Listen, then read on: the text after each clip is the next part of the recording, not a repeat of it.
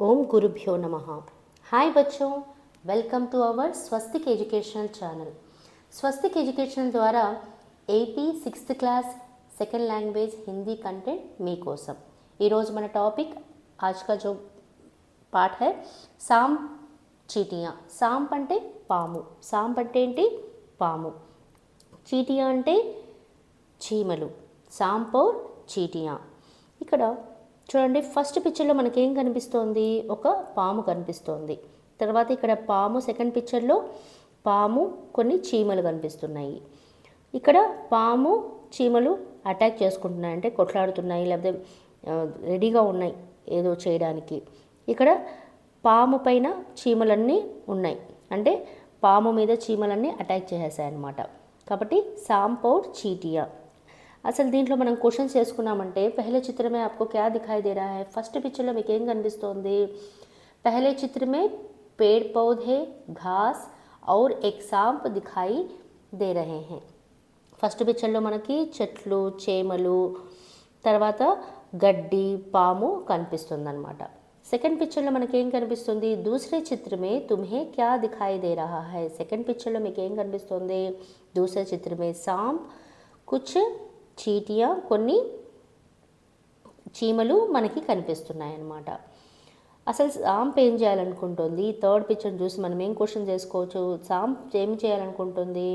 Sump చీటియోంకే bill మే ఘుస్నా చాతా high. Sump వచ్చి, పాము వచ్చేసి చీమలు చేసిన పుట్టలో ఉండాలనుకుంటుంది అనమాట, దాంట్లో దూరాలనుకుంటుంది అనమాట. చీమలు మటనంతా చేసి ఒక పుట్టలాగా చేస్తాయి కదా, ఆ పుట్టలోనే పాము ఉంటుందన్నమాట. సాంప్ కైసా థా? సాంప్ ఎలాంటిది అంటే చాలా ఘమండ్, అంటే అది తన పని ఏం చేసుకోదు, ఈ చీమలు చేసిన బిల్లో పోయేసి ఉంటుందన్నమాట.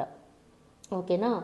ఇది ఇక్కడ లాస్ట్ పిక్చర్లో మనకి ఏం కనిపిస్తుంది? లాస్ట్ పిక్చర్లో చీమలందరూ కలిసి దాన్ని అటాక్ చేస్తారనమాట. చూడండి, చూడ్డానికి చీమ చిన్నదే, కానీ ఐకమత్యం ఉంటే ఎంత పెద్ద పామునైనా మనము ఢీ కొట్టచ్చు అని చీమల ఐకమత్యం ద్వారా మనకి ఈ లెసన్ ఇచ్చే సారాంశం అనమాట, అంటే నీతి అనమాట.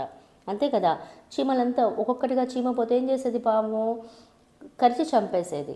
అలా కాకుండా చీమలు మొత్తం వెళ్ళేసి దానిపైన దాడి చేయడం వల్ల అదే చనిపోయిందనమాట. కాబట్టి ఐకమత్యమే మహాబలం. మనం కూడా అందరం కలిసికట్టుగా ఉండాలి. ఒక మంచి పని చేయడం కోసం కలిసికట్టుగానే ఉండాల్సి ఉంటుందన్నమాట. ఓకేనా? ఒకరిని కొట్టడానికో ఒకరిని తిట్టడానికో కలిసికట్టుగా కాదు, ఒక మంచి పని చేయడం కోసం మనమంతా కలిసిమెలిసి ఉండాలి. ఇంకా ఇక్కడ సారాంశం చూద్దామా? ఏక్ ఘమండి సాంప్ థా. ఒక ఘమండి. ఘమండి అంటే ఏంటి? గర్వపోతు, ప్రౌడిష్ అనమాట. చాలా గర్వం ఉన్న ఒక పాము అన్నమాట. సాంప్ థా ఉండేది. థా అంటే పాస్ట్ టెన్స్లో ఉందన్నమాట. థా సింగులర్ ఉంది కాబట్టి, ఒక పాము కాబట్టి థా అని యూజ్ చేసాము. ఇది పాస్ట్ టెన్స్లో ఉంది, అంటే భూతకాల్లో ఉంది. అదే ఎక్కువ పాములు అంటే థే వచ్చేదన్నమాట. అనేక సాంప్ థే అన్నట్టుగా వచ్చేదన్నమాట. వహ్ చీటియోంకే బిల్ మే ఘుస్నా చాహా. అదేం చేయాలనుకుంది? వహ్ అనేది ఇక్కడ ఏంటి? సర్వనామము. దేనికోసం యూజ్ చేస్తున్నాము? సాంప్ కోసం యూజ్ చేస్తున్నాము. ఆల్రెడీ సాంప్ అనేది సంజ్ఞ యూజ్ చేసేసాం కాబట్టి ఆ తర్వాత ప్రతిసారి సాంప్ సాంప్ సాంప్ అనకుండా, అంటే సంజ్ఞకి బదులుగా వాడబడే పదాలని మనం సర్వనామం అంటాము. ఆ సర్వనామం వర్డే ఇక్కడ వహ్ అనేది తీసుకున్నాం. దేనికోసం ఇండికేట్ చేస్తున్నాము? సాంప్ ప్లేస్లో యూజ్ చేస్తున్నాం. వహ్ చీటియోంకే బిల్ మే ఘుస్నా చాహా. అది చీటీ, చీటియా. ఓకేనా? చీటీ అంటే చీమ, చీటియా అంటే చీమలు అనమాట.